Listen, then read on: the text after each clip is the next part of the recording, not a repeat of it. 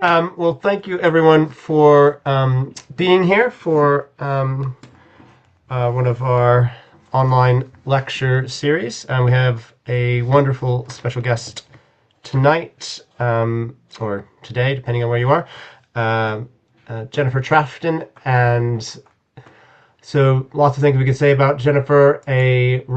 Writer, artist, has published multiple um, books, both academic and children's books, and all sorts of wonderful things, and obviously is heavily involved in Rabbit Room and lots of other organizations like that. The main reason she's currently promoting her book on Lilias Trotter and has a large section, I'm told. I haven't actually seen it myself yet, although Kirsten, can you or Jennifer, can you show the book, or somebody can show the book for us all? So if only we could see. We're obviously going to hear lots more about it, but should be out very soon. Again, I can let Jennifer tell us the exact details of when and where and how you can acquire your own copy. But that's what she's going to be telling us about this evening. So welcome, Jennifer. And just so everyone's sort of aware, the general format will be Jennifer will speak for 20 or 30 minutes doing a presentation, and then there'll be plenty of time for questions after that. If you would like to put questions in the chat, you're welcome to during the talk, and I suppose Jennifer can choose if she wants to respond to them then, or we can delay them till the end. But that's kind of, yeah, so it's a fairly flexible format. And over to you, Jennifer. All right. Thank you for having me. I see a lot of familiar faces. Kirsten was one of my first readers and has been oh my goodness, a sounding board throughout this entire process for me, and comes into the story quite a bit in terms of the MacDonald connection. Jennifer Woodruff Tate was also one of my readers, and gave me wonderful feedback from a church history point of view, and her knowledge of 19th century church history. And there's, thank you, Jennifer. Caroline, or Carolyn, I forget. Yeah. Caroline. Caroline, I met at the Yale conference on George MacDonald, and I think, are you still working on a database? Yeah. I am. Wonderful. Mm-hmm. So good to see you. Good to see And you. Joyce, I just saw at the, we've met many times before, but was just at the Illuminate conference in Chattanooga when I was giving a presentation on a much longer one on Lilias Trotter. So all of them have already heard most of what I have to say about Lilias, but some of the others might not have heard of her before. If you could kind of just give me a show of hands, maybe. Do you know who she is? You have, okay. You I don't know what your name is, McCloskey Museum, but you have heard of Lilias before. Danny or Mike, did you know much about her? Yeah. A little? A little bit. I don't know that much, but Okay. All right. She is becoming better known, which is fun for me to see. I just a month or so ago spoke to a young woman who's going to be writing her dissertation on Lilias's art at St. Andrews, which I'm thrilled about, because she needs to be better studied, and her art needs a really good evaluation by somebody who really knows art history and can put her into context. So I'm very excited about that. Um, I think I first came across the name Lilias Trotter when I was working on my master's thesis on MacDonald 20 some years ago. I was doing a lot of research into his contemporary context and his contemporaries, and I know her name came up somehow in that wide network. But I filed it away and I didn't think very much about it until a number of years ago, a friend recommended the documentary Many Beautiful Things, which is now on Amazon Prime, I believe, and YouTube.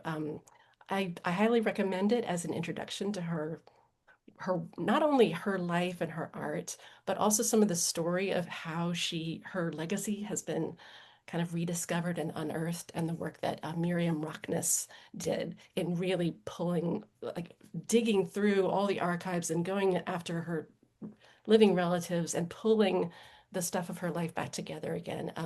So it's really because of Miriam Rockness and that documentary that and Miriam's biography that Lily was rescued from obscurity, and has is now, I think, having a new birth of interest, and I'm super excited about that. I began speaking about her to groups of artists and college students, especially around the theme of vocation, and what it means to follow a creative calling that doesn't fit into the world's expectations and boxes. The most famous story about her, and probably the most repeated fact, is that she rejected the Victorian art critic and her mentor, John Ruskin. She rejected the promise of a successful artistic career under his mentorship. Um, and Let me read you a little bit of Ruskin's account of that first meeting he had with Lily. When he gave his Oxford lectures in 1883, later published as The Art of England, he told the story of an unexpected encounter he had in Venice 6 years earlier. At this point, I think I'm going to start sharing my screen. Hopefully this will work. And you can really see her artwork as I'm talking.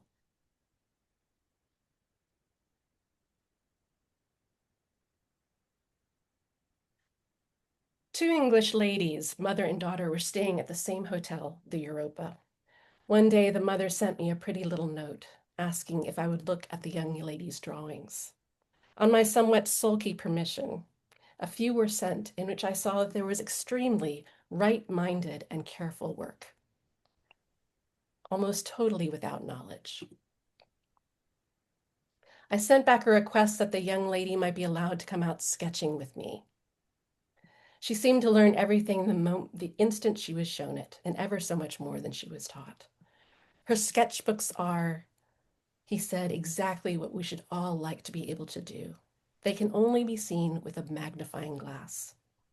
But what skill is more precious to a traveler than that of minute, instantaneous, and unerring record of the things that are most precisely. If you visit the Ashmolean Museum in Oxford today, you can still see these sketches upon request. I'm just going to go ahead and share and start this. I will switch off when we get to questions. There we go. In delicate pencil strokes and light washes of watercolor, the young artist, Lilias Trotter, captured scenes and details that most tourists would walk past without noticing. You can hold one of her paintings in the palm of her hand, an entire mountain range distilled into a tiny world. Rose Kingsley, daughter of Charles Kingsley and a friend of Lily in her 20s, called them color poems. And they are indeed like little visual poems, distilling beauty down to its essence with remarkable economy. And yet, as small as they are and as untrained as she was, she spoke in a visual language that was completely her own. Once you've seen a Lilias Trotter painting, you will recognize her style anywhere. She attained instinctively what so many aspiring artists take years to find, her voice. Ruskin saw an innate giftedness in her, and after taking her under his wing for several years, he told her that he could, if she devoted her life to art, become the greatest painter of her generation and create things that were immortal. But after a few days of intense inner struggle, she wrote to her friend at the time that she could not give herself to painting in the way that he meant, and still seek first the kingdom of God. So she turned him down. First, to spend over a decade at the vanguard of social reform in London as a leader of the fledgling YWCA, Young Women's Christian Association, and then in her mid-30s to become a missionary in Algeria, where she spent the rest of her life. But a far cry from the misconception that she had given up her art to serve the Lord. It was in North Africa that her imagination truly flourished, her creativity expanded, and her art found its home, and her vision found a voice. But what really intrigued me most about Trotter was not her famous sacrifice, But what came after that, the incredibly rich, adventurous, out of the box, art filled life that she lived, and the effect that she had on the people around her. So, when an opportunity came up a few years ago to write a book about her, it was a no brainer for me. I just wanted a chance to spend more time with this remarkable woman, to walk beside her for a while and understand the way that she saw the world. And my publisher, B&H Publishing, was generous enough to fund a research trip to London's SOAS library, where the Algiers Mission Band archives are held, to read through her journals and papers. I had no idea what I was getting myself into. What I thought I knew about Lily and what had been made public so far about her writings and her art turned out to be just the tip of an iceberg. Not only did she keep beautifully illustrated journals of her 40 years in North Africa, an incredible visual record as well as a written one, but there are decades of records, publications, photographs, scrapbooks, and letters that record the entire life cycle of a unique, creative, pioneering, ecumenical, woman led mission organization. Trotter was actually the first Protestant woman to found and lead her own mission agency, and at the time of her death, she was one of the most beloved missionaries of her day. One obituary called her a worldwide spiritual force. And hardly anyone has even seen all this material, much less begun to seriously study it. And what's exciting is that we're still finding primary sources. Some of Lily's artwork has shown up on eBay. New correspondence keeps surfacing. John McNeill, who many of you know, um, a Methodist minister in England who's an avid collector, he discovered two new letters from Lilias, one written by Lily to Lady Mount Temple, which had no identification. It was just in a folder in the Broadlands archive in Southampton. And John just happened to recognize her handwriting. And the other was a letter written by Lily to George MacDonald near the end of his life, with one of her paintings enclosed. And this is a really a remarkable document that I'll get back to in a few minutes. So this is a wide open field for new scholarship about um, a fascinating 19th century woman and also somebody who is part of MacDonald's legacy.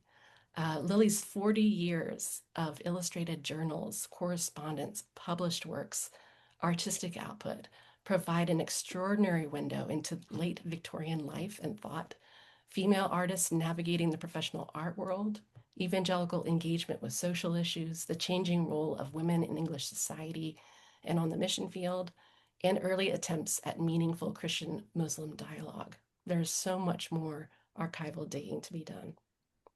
Now, I'm saying all this because my book is not a comprehensive academic biography of Lilias Trotter.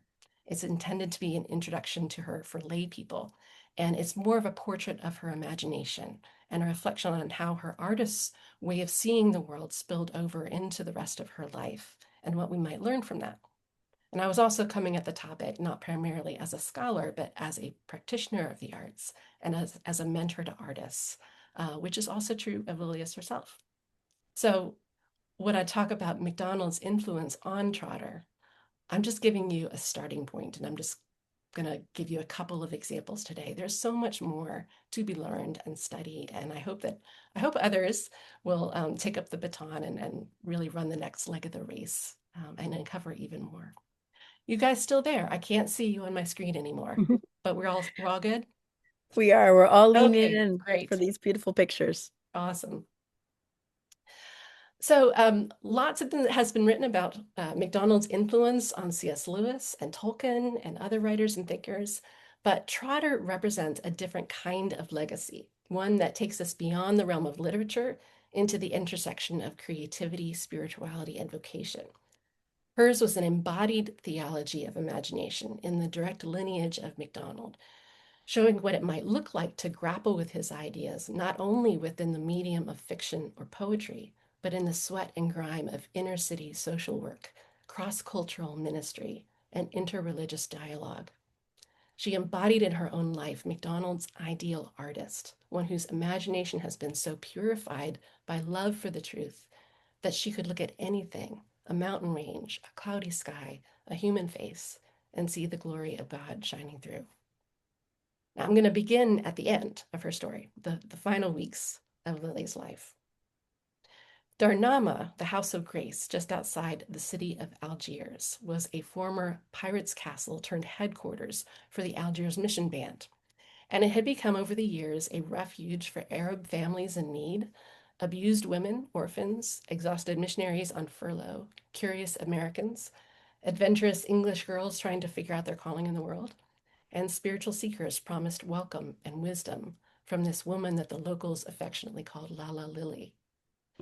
By 1928, Lily, now 75 years old, had become bedridden, but still presided over the house and the mission she founded from her throne of pillows. She had taken to holding Sunday afternoon Bible studies there, with co-workers, friends, guests, European and Arab, gathered around her bed. And on one of the last of these occasions, a younger colleague remembered there was in the room one of those pure trumpet flowers of the cactus. And Miss Trotter, passed it around and asked if, when we looked deep into its lily-like center, we didn't almost see his face, and how he is manifest in the different face of every flower. And she quoted George MacDonald's line, "Thy face, the heart of every flower that grows," a line from one of his poems. Not a well-known one, Somnium Mystici, a microcosm in terzarima.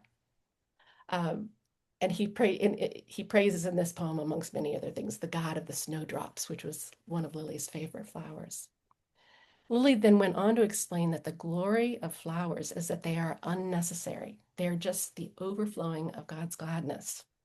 She spoke of the bright merriment of the buttercup, the innocent happiness of the primrose, the triumphant shout of the daffodil, each displaying a different facet of their artist maker.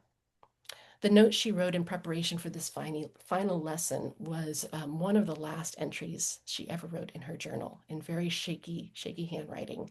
We speak of the God of love and the God of peace, but so seldom of the God of joy. And I want to suggest this really is the thesis of her life, the God of joy revealing himself in the beauty of his creation. And that the story of Lilias Trotter, I'm going to start that over again. That slideshow went by a little too quickly here. Sorry about that. There we go. This is really the story of her life. And the story of her life is what happens when a MacDonald-shaped imagination takes that vision of God seriously and embodies it and passes it along to others. I think it's so revealing that, in a sense, MacDonald has the last word in her life. To understand why, now let me circle back to the beginning. Some of you may have been at the Wheaton Conference a year or two ago when John McNeill presented the letter that he had discovered from Lily to MacDonald. And this letter was a tremendous confirmation of her indebtedness to him, in particular to his novel, The Seaboard Parish, which she said opened a new world to her. And his unspoken sermons, which she said showed her a God I'd never dared hope existed. And The Diary of an Old Soul, which has been one of the books of all human books that has come with the most unfailing strength in troubled times. There are other quotations from MacDonald's works throughout her journals and publications, especially his poetry, and one or two from Fantastes. But what I find just as compelling are the numerous implicit parallels and echoes between these two visionary people who, as far as I've been able to tell, never met in person, even though they had a lot of mutual friends, including Ruskin, the Kingsleys, the Cowper Temples, and others. One of the clearest ways in which she embodies MacDonald's ideas and carries on his legacy is in their mutual understanding of imagination as spiritual sight and nature as a window into divine truth. When Lily read The Seaboard Parish, which came out serially in the Sunday magazine, she was 13 years old, and she was grieving the death of her father the year before, who was a really extraordinary man, loving and much loved. And family members later remarked how a change occurred in Lily after this, and she seemed to go through a period of spiritual deepening. So it was in this very vulnerable moment of her childhood that she encountered MacDonald's view of the world. And this particular novel was incredibly prophetic for the rest of her life. Like the main character, Reverend Walton, she would find wide open spaces that allowed her soul room for gladness, not only in Cornwall, but in North Africa. Like Walton's daughter, Winnie, she would someday be taken under the wing of a brilliant, spiritually troubled painter. Like that painter, Percival, she would face the question of how to carry out a creative calling in the midst of London's industrial ugliness. And in fact, the character of Percival himself is MacDonald's homage to his friend John Ruskin, as Kirsten has explored. MacDonald wrote Seaboard Parish after a period of several years when Ruskin had spent a lot of time with the MacDonald family. And throughout the novel, he's engaging, both directly and indirectly, Ruskin's ideas about art and beauty and truth. So, what that means is that 10 years later, when Ruskin himself discovered and began to mentor Lily, she had already met him in the pages of MacDonald's story, and I was already primed for his teaching. Through the eyes of the Waltons, Lily encountered what would become a lifelong way of seeing, one that perceived divine truths shimmering just beneath the surface of the visual world. Nature is practically one of the story's main characters. The coast of Cornwall becomes for the Walton family a canvas upon which they can watch God paint his masterpieces. The earth laughs out in green and gold, Reverend Walton says. The sky shares in the grand resurrection. When Walton urges his youngest daughter to take up drawing, even if she's not going to be an artist, he explains that drawing trains the eye to notice, and that is a life lesson, not just an art lesson. It is a great thing, he writes, to have your eyes open. And that was something that MacDonald learned from Ruskin, who believed that the most important thing he could teach a student was to see. I would rather teach drawing that my pupils may learn to love nature, Ruskin said, than teaching them looking at nature that they may learn to draw it. We must learn to see in order to draw well, and it is also drawing that teaches us to see. In mid-century England, as Lily is writing this, art is barely a proper profession yet. But in MacDonald's story, artists have a holy calling as those who make visible and tangible the meanings buried in the beauty of God's world and in the hearts of his creatures. For all of nature is awash with living symbols. Art of all kinds sets these inner truths out in front of our eyes, he writes, allows us to see our innermost spoken thoughts and feelings out in front of us. Most people cannot utter these things. Those who can are artists, whether painters, musicians, poets, sculptors, architects. And this showing us what we sense or feel but cannot express is the gift they give to the rest of us. Now, by this time, Lily already loved to draw. We have her 5-year-old sketchbook that her mother gave her. And here was this author not only giving her permission to love art, but elevating it into something that had divine purpose. Can you imagine how freeing this must have been for this young girl? But here was also a Christianity spacious enough for everything she loved.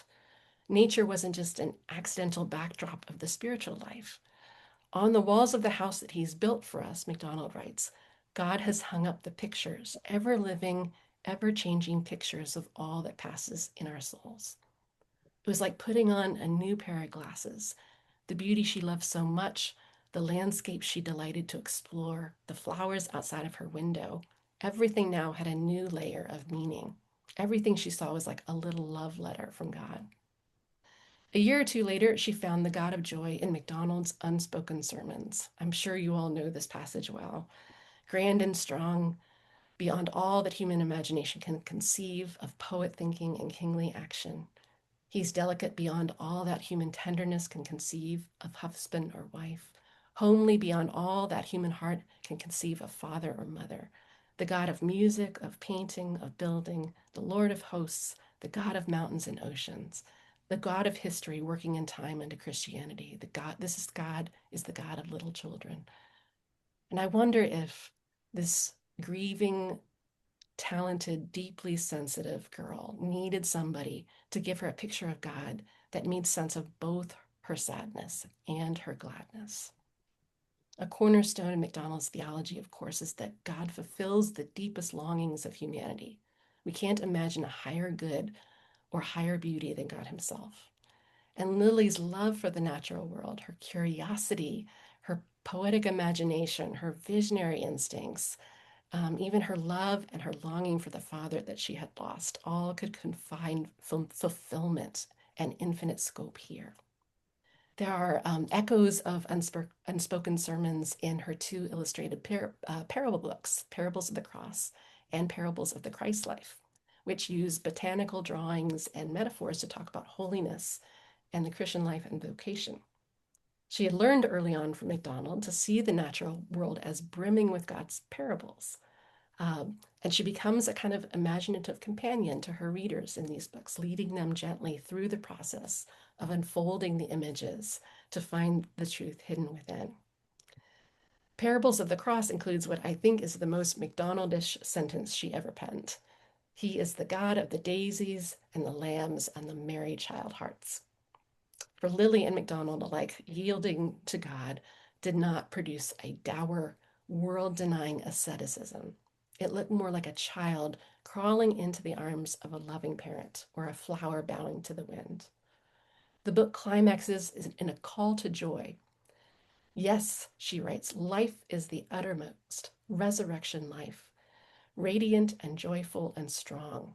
For we represent down here him who liveth and was dead and is alive forevermore. He's not a God of the dead, but a God of the living, and he would have us let the glory of his gladness shine out. I can't help but hear an echo here, again, another echo of the Seaboard Parish. At one point in the story, MacDonald's pastor has just preached about the story of the Transfiguration, when Jesus' disciples go to the top of a mountain with him and see him literally shining with God's glory. And Reverend Walton says, I could only fall on my knees and pray that the Lord Christ who had died for me might have his own way with me. I would be what he wanted, who knew all about it, and had done everything that I might be a son of God, a living glory of gladness. And if you read Seaboard Parish, watch how many times the word gladness appears throughout the book. In Parables of the Christ Life, which has more to do with our individual callings, she tells readers that in a single field she counted over 30 kinds of seed vessels of a single flower family. And her illustrations show their extraordinary variety. Are they not all a visible expression, she said, of the thoughts that are more than can be numbered? It is the seed bearing that gives them their individual character. And the same God has manifold plans for our development too, as vessels for his Christ life. It is by the divine indwelling that our true eternal personality dawns, and for the expression of the special manifestation of himself which is entrusted to each one of us.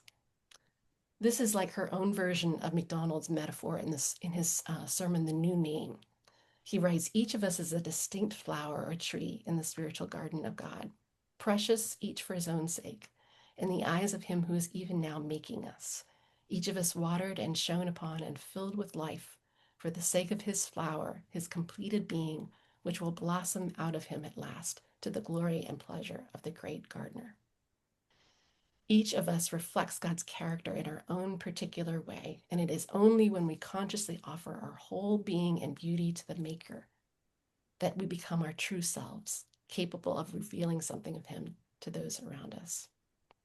For both Ruskin and MacDonald, seeing clearly was a profoundly Christian vocation, and you can't go very far in Lilias Trotter's life or her writings without running headlong into this theme of seeing, what it means to truly see and how to do it and how to help others do it. And she wrestled with the spiritual implications of her own instinctive gift, connecting the dots between her artist's eye, which Ruskin had trained so carefully, and the deeper kind of seeing that MacDonald called imagination. Like both men, she spoke often of two layers of sight, of outward vision and inward vision, of the seen and the unseen worlds. In the Seaboard Parish, MacDonald wrote, the world is, as it were, the human unseen world turned inside out, that we might see it. And on the walls of the house that he has built for us, God has hung up the pictures, ever living, ever changing pictures of all that passes in our souls. And that was such a perfect description of Lily's relationship with the natural world. It's like she took up MacDonald's image like a banner and made it her lifelong quest to thoroughly explore that house and find as many of God's pictures as she possibly could. I've been asked for an Easter parable she wrote for the Sunday School Times in 1910, a leaf out of God's great picture book around us, where things visible and invisible blend into the unity that reveals one master thought. The Lord of the two worlds, the Arab names him, and so he is in truth. And the warp and woof of seen and unseen weave into a pattern that we shall only fully discern when we reach the heavenly place where it is wrought. Her journals just overflow with these moments of divine encounters through nature. The word of the Lord came to me this morning through a dandelion, she says, again and again, things like this. She's not afraid to call that voice that she hears resounding through nature a voice of revelation. She often reads her Bible outdoors alongside of her sketchbook, allowing the book of nature and the book of scripture to sing together in harmony and counterpoint. One of the MacDonald quotations that she saved, one of the many, and included in the mission's internal magazine, is from a poem called Longing. O God of mountains, stars, and boundless spaces, O God of freedom and of joyous hearts, thy universe my closet with shut door, thy holy silence sinks in dews of balm, thou art my solitude, my mountain calm. She rarely spoke or wrote anything without beginning with a metaphor, moving from the seen to the unseen. And this approach worked really well for Arab audiences who were instinctively, culturally attuned to color and story and metaphor. She wrote and illustrated many parables specifically for Muslim readers. And one of the most remarkable is her magnum opus called The Sevenfold Secret. It's a fascinating early attempt at cross-religious dialogue that was written after years of long friendship, the slow building of trust with the Sufi brotherhoods of the desert, and practically unheard of for a woman. She was accepted by them as a fellow seeker of truth and an intellectual equal in conversation with them. Um, and so that the Sevenfold Secret starts from a place of finding common ground with the Sufi mystics and taking an imaginative approach of meeting them through the metaphors in the Gospel of John that and relating it to things that would resonate with them. And she writes, there is between you and us, O our brothers the Sufis, much agreement. The Sufi is a man who has the purpose of discovering secrets, and they are the secrets of divine truth and divine power. He desires with all his heart to break through to the kernel, that is, to the things that are unseen and that have in them the essence of eternal life. And we, the Christians, are with you in this. For God created all of our visible surroundings in this world to unfold the true kernel that he would bestow on us. And this kernel of all things is the knowledge of himself. So here was MacDonald's view of the world, which she had encountered as a 13-year-old, translated into the language of a Muslim mystic. The God of the unseen world was the artist who made everything that we can see, and he speaks his truth to us through the stuff of creation. As Lily matured, she increasingly turned to MacDonald's poetry as a wellspring of insight and encouragement, and especially his Diary of an Old Soul, which of course he wrote during a period of great sorrow and grieving and doubt and hope after the deaths of two of his children. In one of her journals, let me see if I can pull it up here, there is a black and white, here we go, a black and white, can you guys see that? Or am I blocking it? Yeah, okay. A pen and ink wash of bare trees along a creek. And underneath of it, you might not be able to read it, in white writing, she's transcribed MacDonald's stanza from Diary of an Old Soul. Through all the fog, through all earth's wintry sighs, I scent thy spring. I feel the eternal air, warm, soft, and dewy, filled with flowery eyes, and gentle murmuring motions everywhere, of life and heart and tree and brook and moss. Thy breath wakes beauty, love, and bliss, and prayer, and strength to hang with nails upon his cross. In the stanza, he's calling upon his physical senses as witnesses to the fact that there is light and loveliness despite the darkness, and signs of spring despite the long winter. And Lily quoted it again with the same drawing in El Kufa, which was their internal magazine for the mission, alongside an essay called North Wind, surely not a coincidence, in which she's reflecting on the beauty of the winter landscape. She says, though spring is still far off, as yet a mere hope, having an existence only in the imagination of the winter weary. So this practice of finding hope in nature's small beauties sustained her through many long years of struggle and disappointment and grief. And even in periods of emotional turmoil or distraction, Lily still looked outward, noticing the many hues of the sky at sunset, and then the darkening and then the brightening again, believing, along with MacDonald, that the same breath of God that wakes beauty and love and joy also gives the strength to suffer pain and loss. Most of her journals begin or end or both with an image of the dawn. And she, in particular, loved a stanza from Diary of an Old Soul about the waiting and watching for the final sunrise. A dim aurora rises in my east, beyond the line of jagged questions hoar, as if the head of our entombed high priest began to glow behind the unopened door. Surely the gold wings will soon rise from the gray. They rise not. Up I rise, press on the more, to meet the slow coming of the Master's day. And Kirsten has told me that MacDonald's poetry hasn't received as much attention or has been maybe underestimated, understudied in comparison to his fantasies and his novels.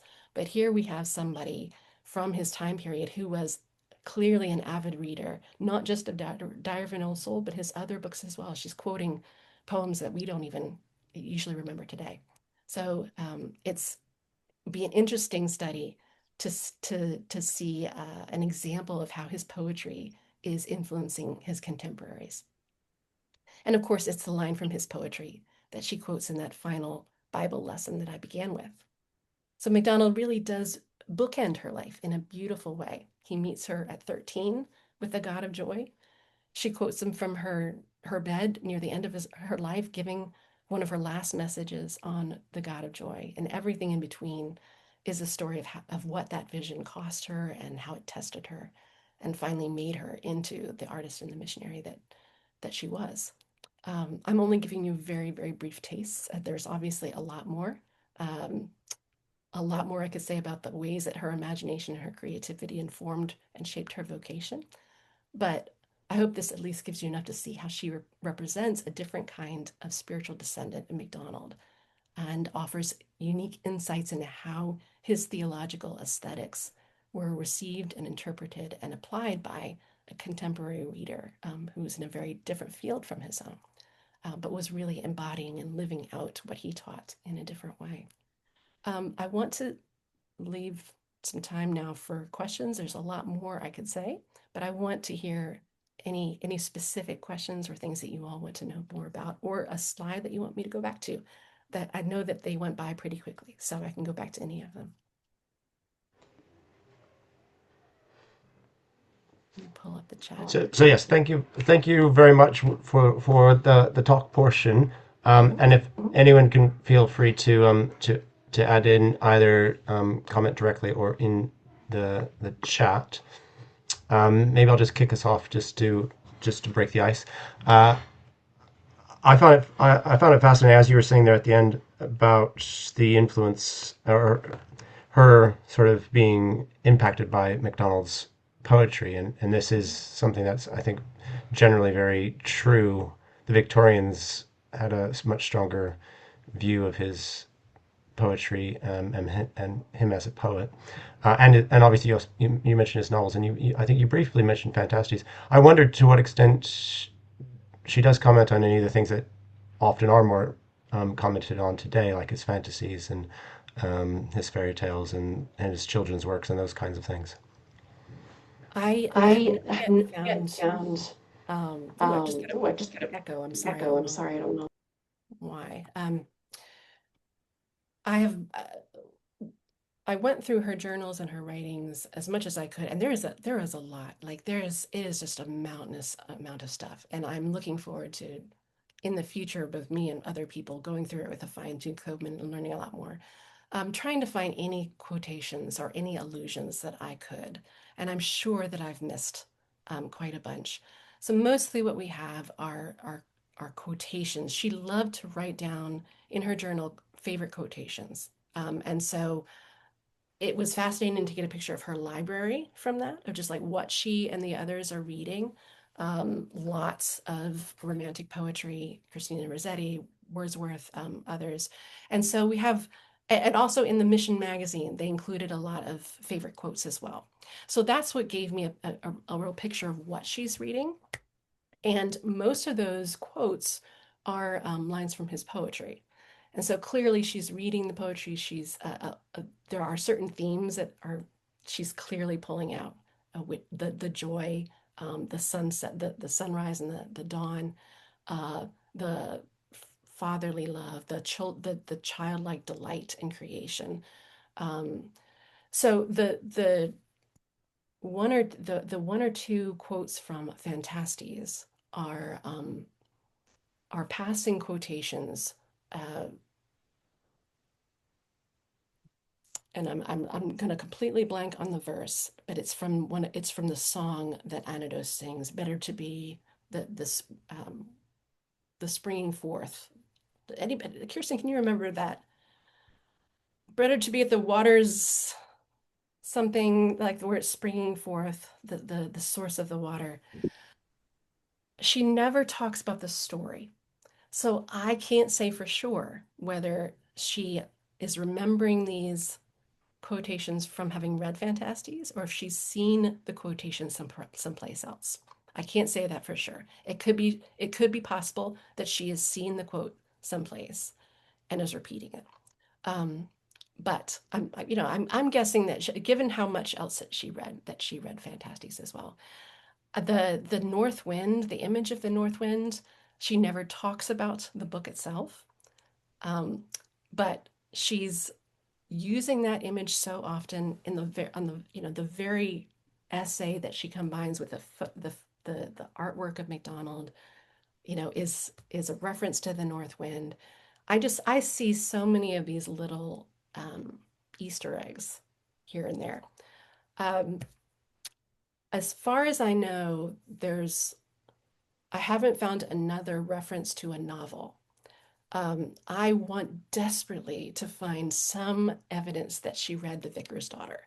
The because The Vicar's Daughter, which comes right after Seaboard Parish, is is such a it's so beautifully speaks to her time in London as a, working in social work in the grime of the poverty, the sex trafficking victims, that those years when she wasn't doing a lot of painting, and Ruskin was um, scolding her, for letting her work with fallen women of the streets keep her away from her art lessons, and he was worried about her work taking on a more drab and gray and brown tone.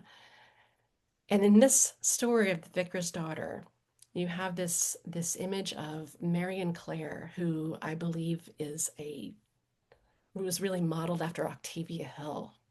And Marion, who is, working and living right in the midst of all of that darkness and grime of the poverty of inner city London, but loving in so many ways those she's with. And MacDonald at one point talks about her way of seeing, that how she sees the people, how she sees light in the midst of darkness. And he says, in my mind, Marion is a true artist. And this is a book, about an artist, about Percival and Winnie from the first book, who have moved back to London, who are, he's trying to be an artist in the midst of the ugliness of London. And MacDonald's statement of like Marion is a true artist, it's just it if Lilias had read that, I can imagine that have given her so much encouragement.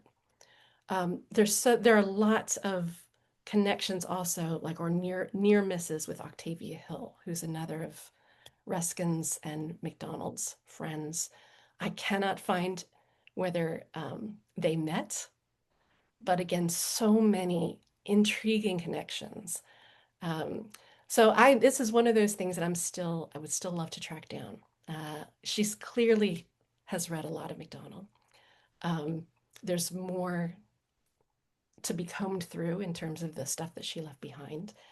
And she was at the center of this fascinating network web of people that I'm still trying to map, like those relationships. She clearly has a connection with the Kingsleys, with Ruskin. She stayed at uh, a cottage on Broadway Hill in the Cotswolds that the pre-Raphaelites stayed at with Ruskin. So very good possibility she met the pre-Raphaelites. She read Morris, F.D. Morris. Um, she was she was studying with Ruskin at the time when Ruskin um, appealed to MacDonald to publish a Diary of an Old Soul right at that time. So I think it's very possible Ruskin is the one who introduced her to Diary of an Old Soul. All that to say, there are so many fascinating potential connections there that I'm still digging into.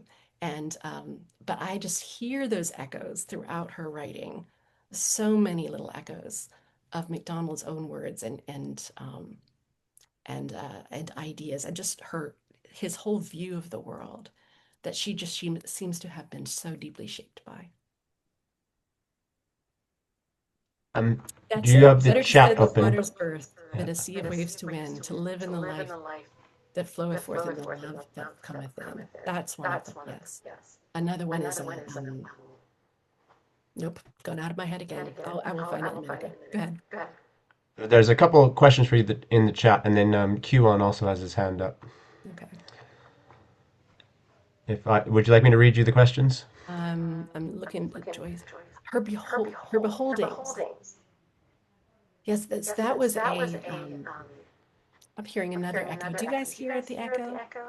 I'm not sure what that Yeah, is. Jennifer, I think when Danny, yeah, for some reason, or maybe if any of us are have our audio on, then you echo. Okay. And if our audio is off, you don't. We won't blame it just on Danny. This was a Japanese term that she liked, the word beholdings. And she used this both sometimes for her own, like the moments when she went out into the natural world and there was some divine insight that came through something there, and she called that a beholding.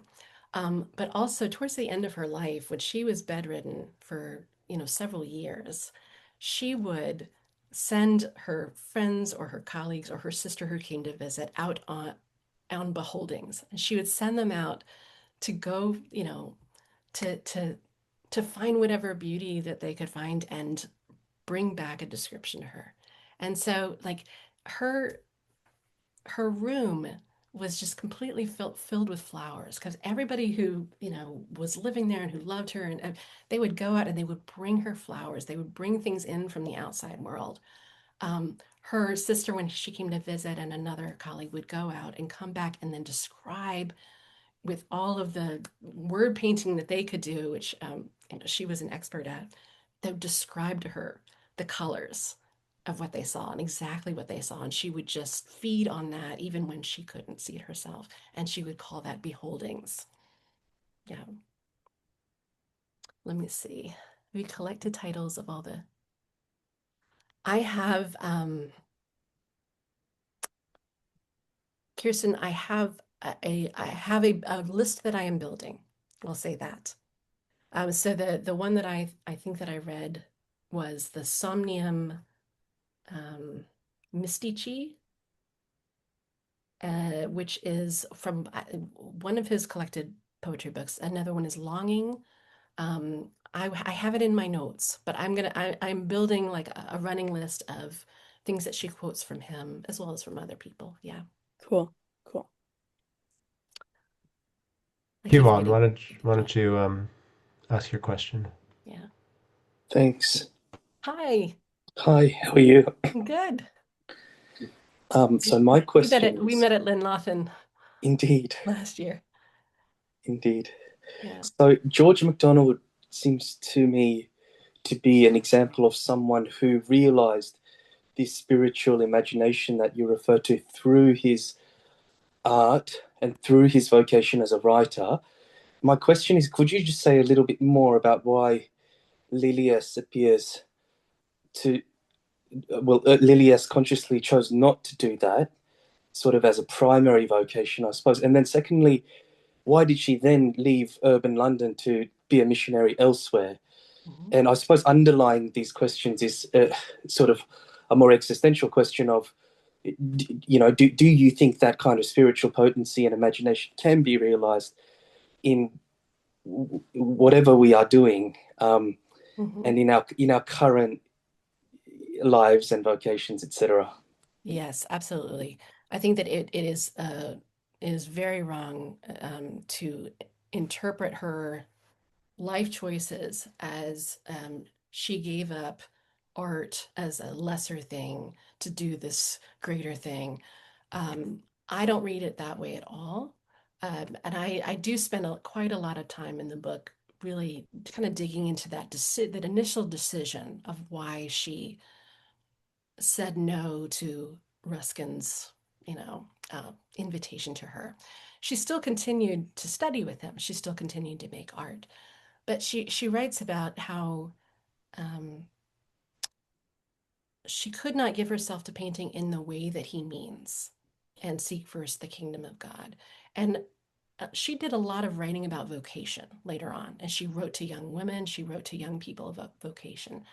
Um, And for her, it wasn't like turning away from a lesser thing to a greater thing. She talks about how sometimes we have to lay the best of like the flowering of our life, everything at the feet of God to do with what He wills. And so it's a even the very best thing in our life, which I think with her was art, that also gets laid on the altar, and God will do with it what He wills.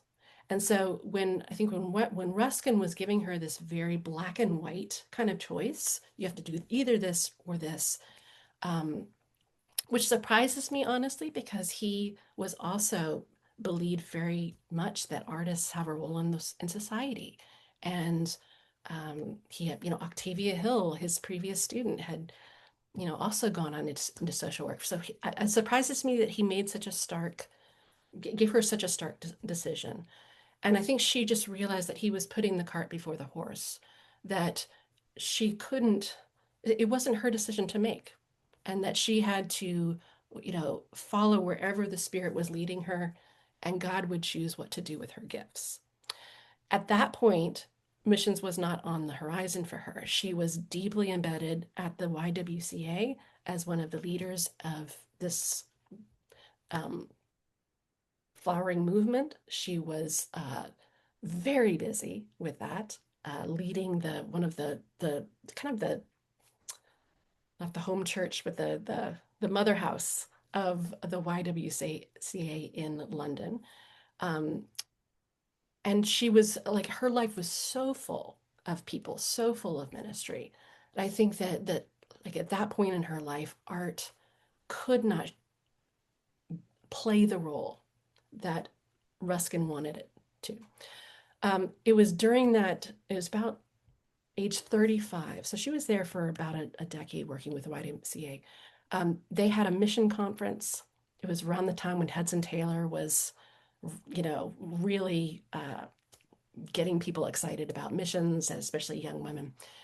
A mission conference, somebody said, is anyone here being called to to North Africa? And she said she stood up and said, it's me. And it was just one of those moments where she just somehow knew instinctively this was the next thing. It wasn't something she had planned. But what is amazing to me is that this sequence of events brought her to a country where her art really could flourish in a different way.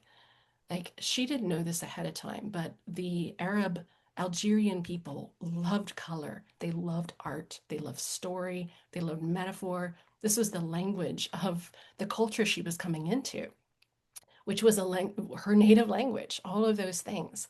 And so I think even more than if she had stayed in London, she was able to bring that incredible artistry into all of her work and the way that she spoke to people, the way that they created um, these illustrated books for Arab readers, and she brought her artistry to those things. But the other thing that I think is fascinating in answer to your question is how she mentored other people who had artistic gifts, because she was not in any way saying to them, oh, hey guys, the art's going to be a waste of time. You need to do it. No, she would look for that in people. And she would, you know, uh, found a couple of young women in her who were working in the mission who had these gifts of design, and she nurtured that and encouraged that so that their gifts flourished.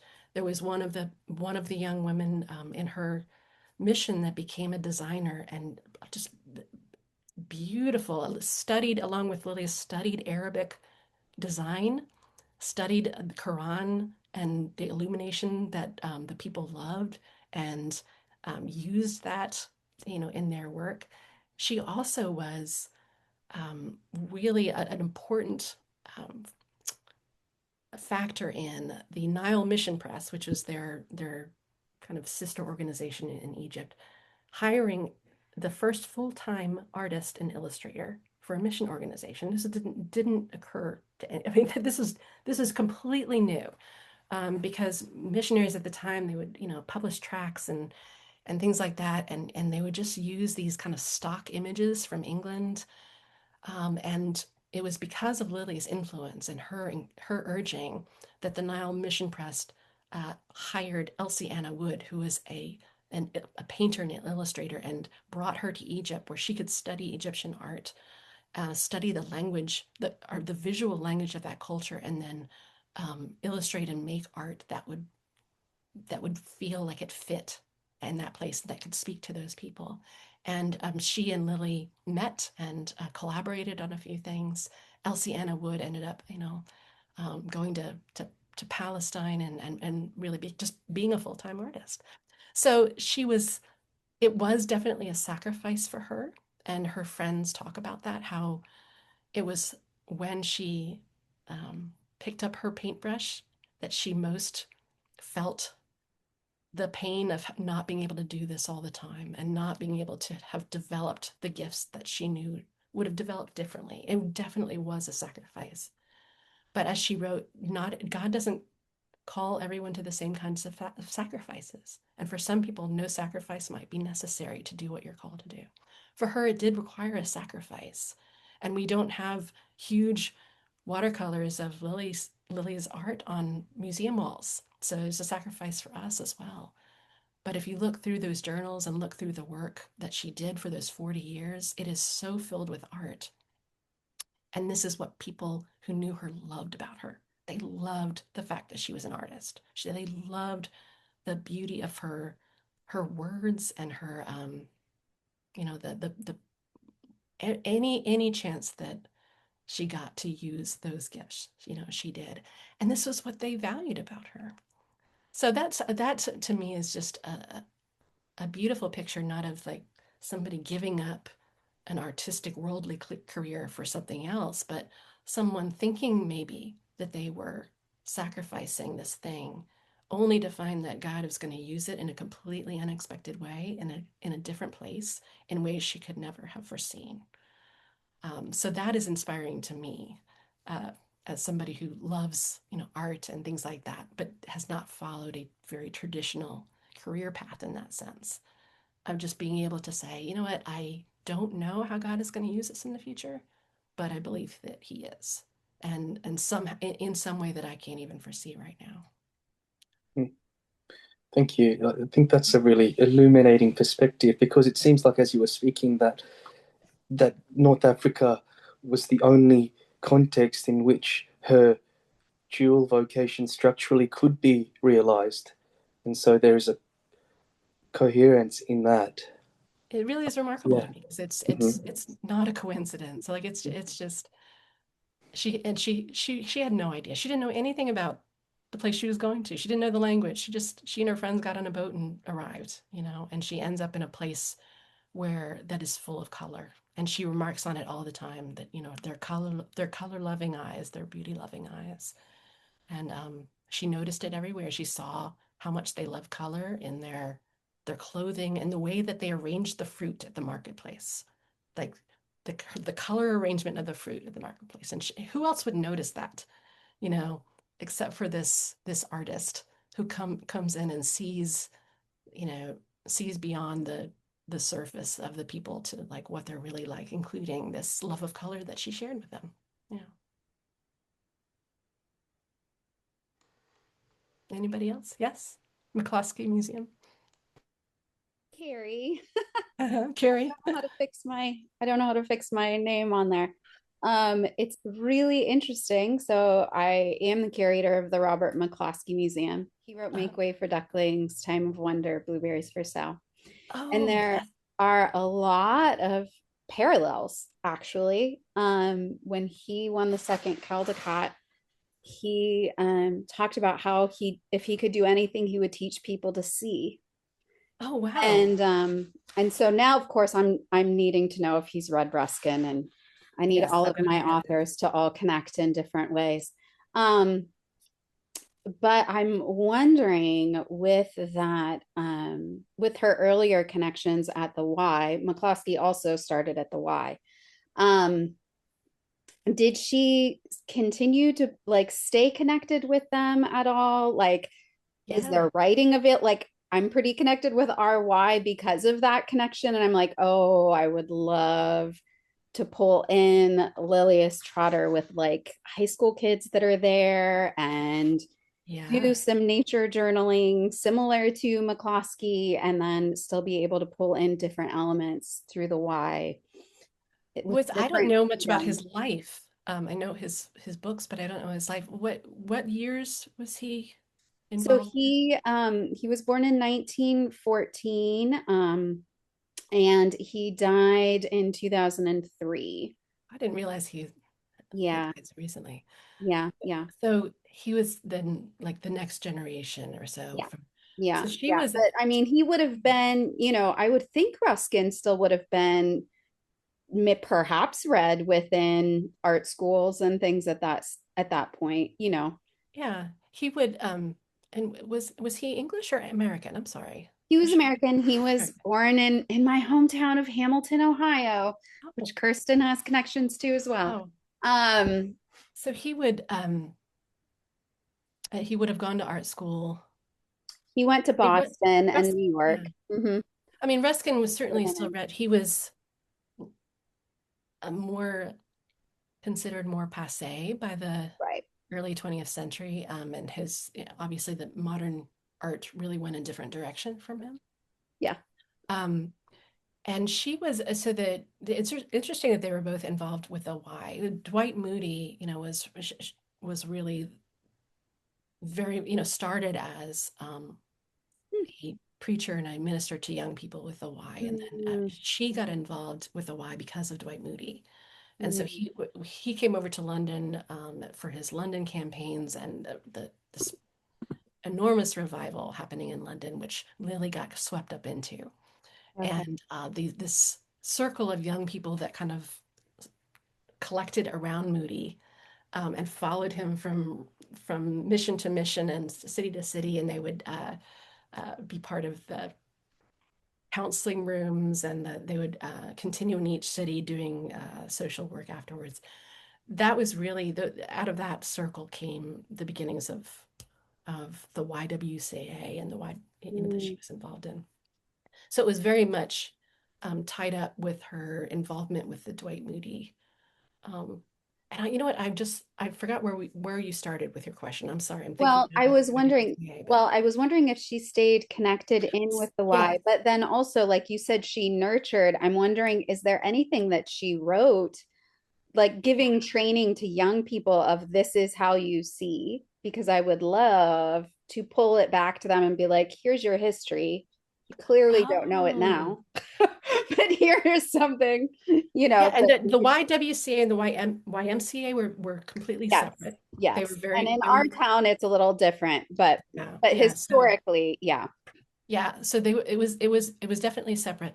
So that was one of the fun things about the research that I was doing that I want to do a lot more on, because the period of her life when she's involved in the YDBCA, there was very little known about that.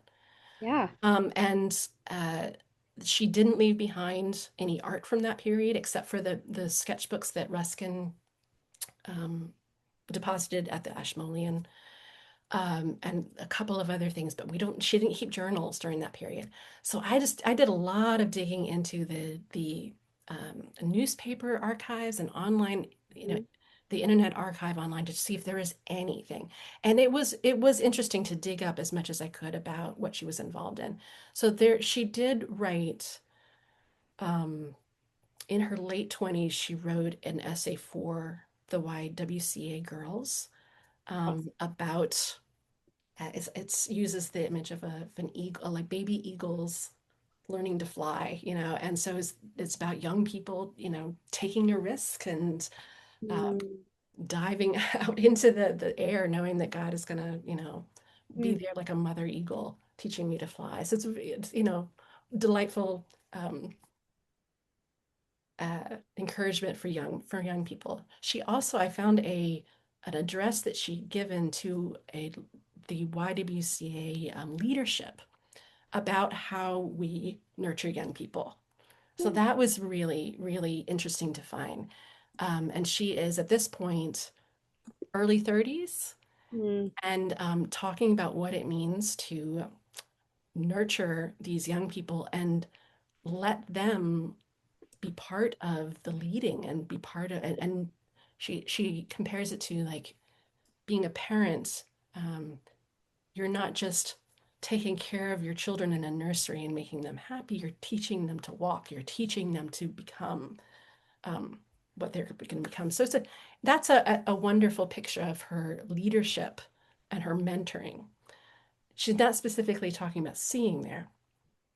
Um, Later on her in her missionary years, she welcomed a lot of young people, especially young women, many of whom started with at the YWCA, to come over for short periods of time and be part of the mission as short service girls. mm, And that drew a lot from the YWCA. She was still connected with the people there. They were amongst her most faithful supporters during her work.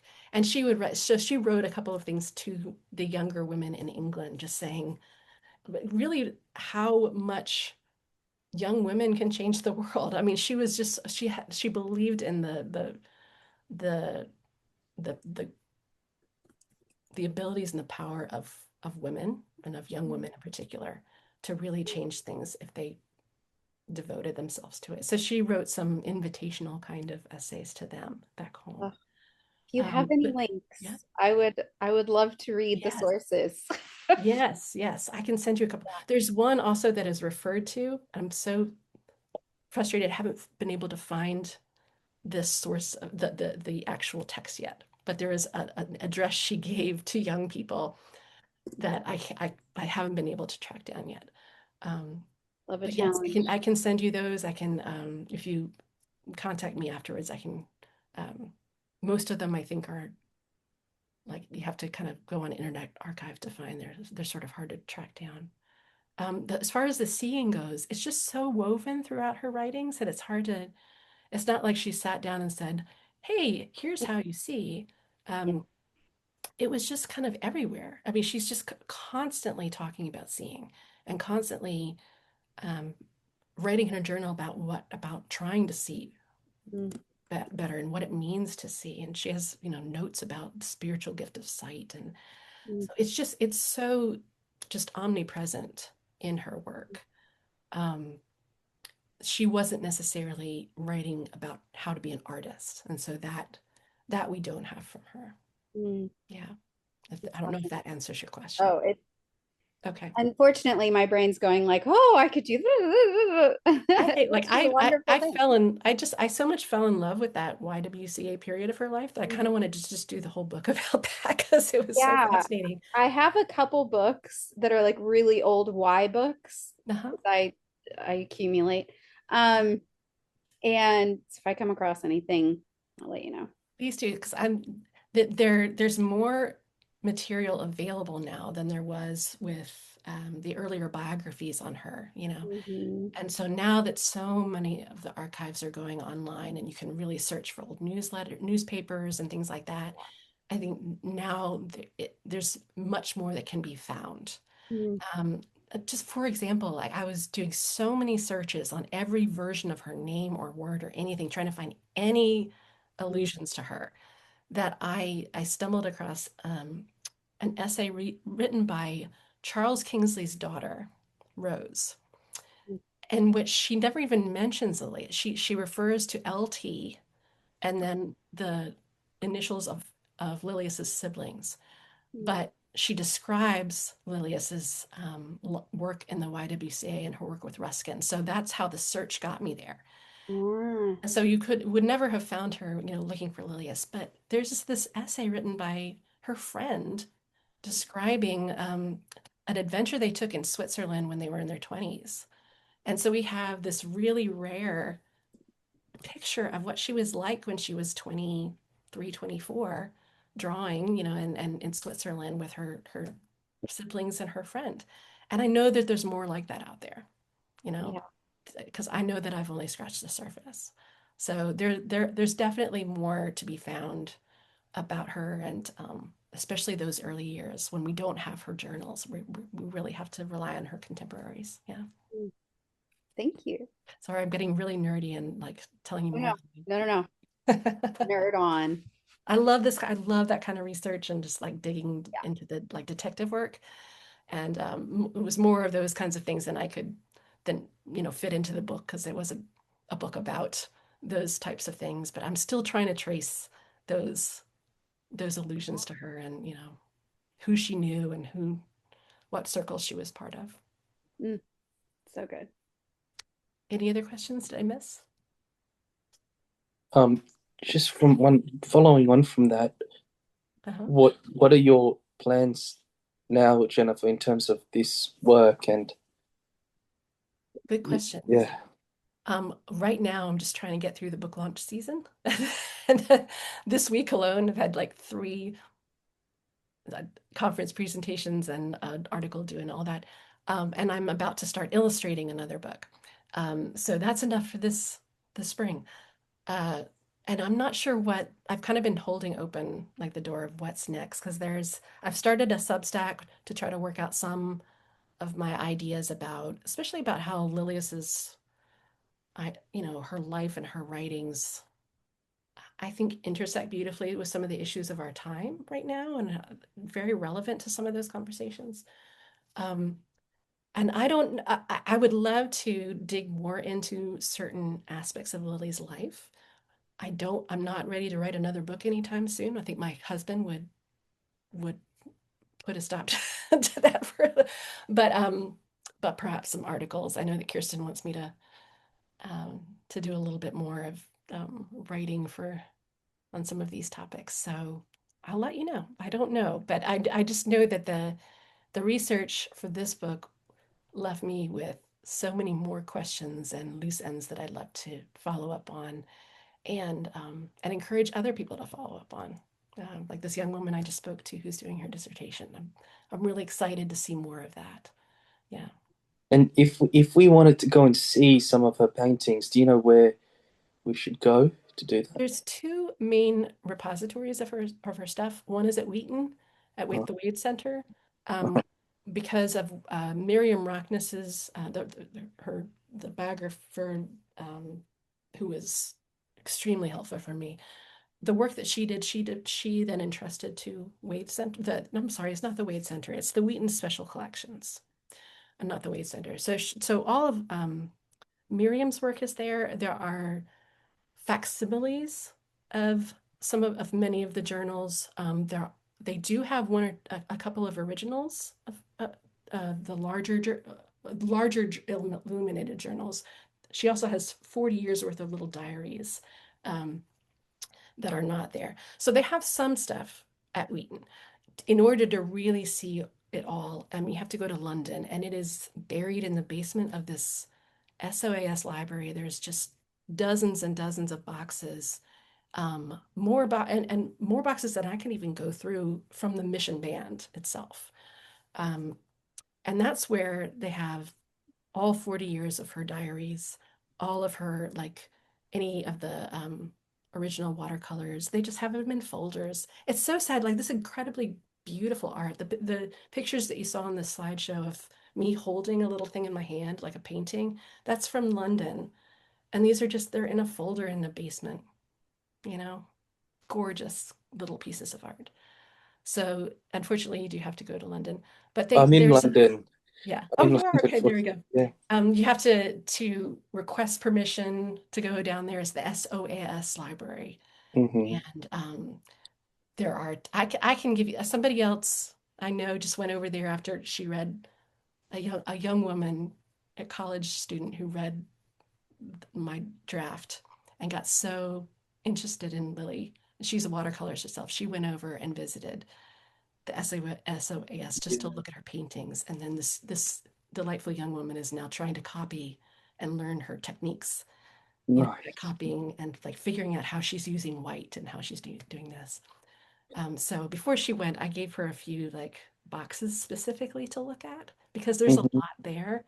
Hmm. So if you have any questions like where do I even start? I can tell you what's in which boxes. Okay. So you Yeah, can go straight, you can know which box to if you're interested in a specific thing. I am indeed. It's Yeah. only about 15 minutes away from my house, so. Oh, perfect. Mm. I mean, I spent 6 weeks there. I couldn't go in every day. They weren't open every day, but there's so much stuff. And um, it's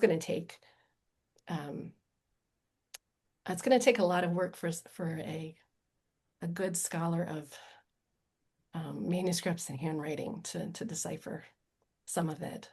But there's a lot that it's just a treasure trove. Yeah. But it is a bit overwhelming. So that's why I say I can give you some direction if you need to go.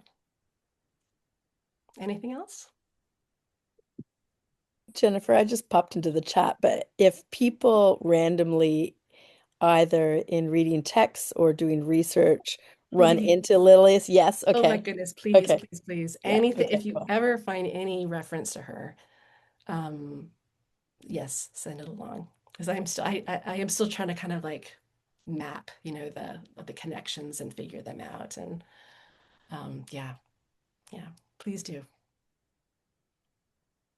Did I So, miss anything here? Are her journals readily accept? Oh, okay. I should tell you that the Lilias Trotter Legacy um, is they have a website that is becoming kind of the collecting point of anything, any links, anything Trotter related. So if you look up the Lilias Trotter Legacy, um, they are republishing many her parable books, some of her sketchbooks, some of the collections of her quotes. And then on that website, they have many of the unpublished, at least the text of some of the unpublished manuscripts, and not everything certainly, but it's growing. There's no way right now of seeing all 40 years of her journals online. There are a couple online that you can see the facsimile of them. Um, but yeah, there's a lot more. Well, I think that's a excellent place to wrap up and to say thank you so much for introducing us. Well, not all of us, but to many of us, introducing us to Lilias's work and um, showing us some of those beautiful images and sharing your joy and your passion and her love of life and gladness as you were expressing it for us. Could you just also quickly tell us where we can Yes. purchase your book? Let me give you the link. There is it's coming out April 14th. Um, you can pre-order it at the moment, and I should have had this ready. I'm so sorry. B&H. While Jennifer's popping that in, I had the privilege of reading the book in January, February of last year, Mhm. and it was hands down my favorite read of 2025. Guys, it's very beautifully written, very beautifully written, very accessible. And as lovers of McDonald's, you guys are going to be dancing all around the room just like me. I think Jennifer does some really beautiful McDonald's scholarship and insights and helps open up new ways of, I think, new invitations to those of us who write on MacDonald on ways that we can introduce other people to MacDonald's work in her work on Lilias. Yeah. Thank you, So Kristen. thank you, Jennifer, for such a great book, and for people like Woodruff Tate down there for cheering you on. It's really important. It's exciting And to have out. I should mention that she's muted, but Jennifer edited a Christian history magazine on Lilias Trotter.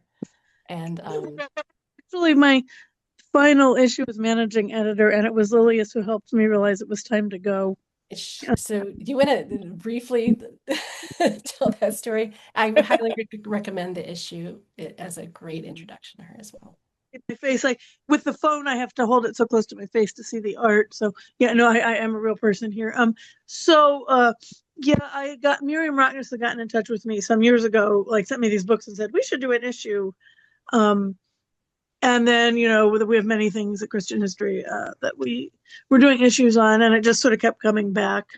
And we ended up, Jennifer wrote, Kirsten wrote for it, Miriam wrote for it, Lilias Trotter Legacy let us use a lot of things, some of which I saw go by me on that slideshow. I'm like, there are my desultory bees. And that's available. Thank you, Kirsten, because I cannot talk and do this link in on my phone, but those are like, if you want, in addition to buying Jennifer's book, which you should do, not least because it comes in a padded mailer that matches the book, which is such a Lilias.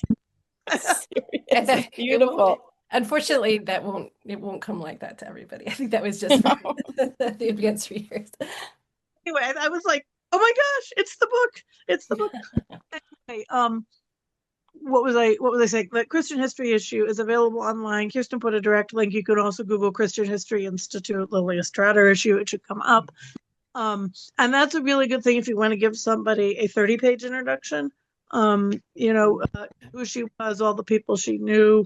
There's a sidebar on MacDonald in there, which Jennifer wrote. There's a, you know, stuff about her relationship with Ruskin, with why. So all of the stuff that's come up today, and loads and loads and loads of art, some of which you saw to, which Lilias Trotter Legacy let it. Like they sent us a CD with like 900 pictures, and our art person was like looking through it like, this is amazing. And also I have to pick, you know, some I can't put all 900 in. So anyway, that's my commercial. So in addition to checking out Jennifer's book, do check that out. If you want a good, and that's available online completely free, or if you want hard copies, you can order them. Yeah, thanks, Jennifer. And I've got a date with Malcolm Guite. Gotta go. My husband just poked his head in. So, thank you guys so much. There it is. Oh, hey, nice. Yeah. Say hi to Malcolm from all of us, Jennifer. I will. Yeah. All right. I'll see you guys later. Thank you so much. Thank you again for listening. Bye-bye.